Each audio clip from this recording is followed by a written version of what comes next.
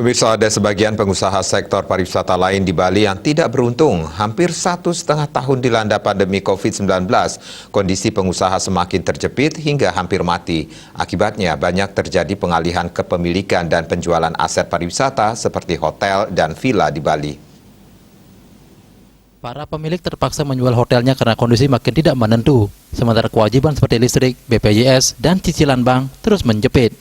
Berdasarkan survei Bank Indonesia KPW Bali, ada 48 hotel di Bali yang dijual, 41 diantaranya hotel di Badung, 4 hotel di Denpasar, dan 3 hotel di Gianyar.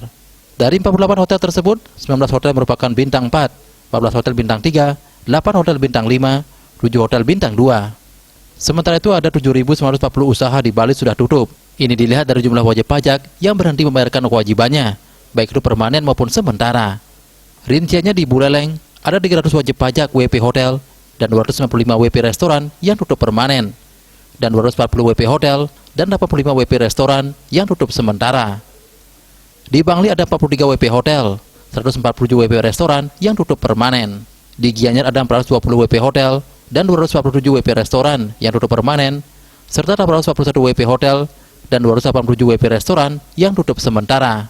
Di Badung ada 490 WP hotel dan 520 WP restoran yang tutup permanen, dan 1.868 WP hotel dan 587 WP restoran yang tutup sementara.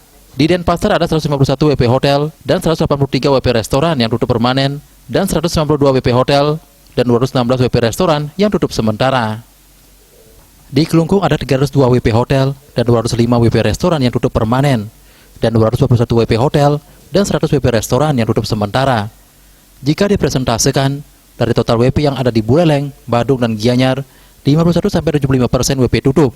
Di Bangli dan Buleleng dari total WP yang ada, lebih dari 75% tutup. Dan di Denpasar, 26 hingga 50% WP tutup. Pengalihan kepemilikan Ketua Bali Tourism Board, BTB, IB Agung Parta Adnyane mengatakan, wajar jika kondisi penjualan atau pengalihan kepemilikan aset pariwisata terjadi di Bali. Pasalnya kondisi pengusaha di Bali sekarang hampir mati. Kesulitan yang paling terasa saat ini adalah pembayaran listrik dan BPJS, karena menurutnya, listrik walaupun tidak terpakai tetap ada biaya abonema yang harus dikeluarkan.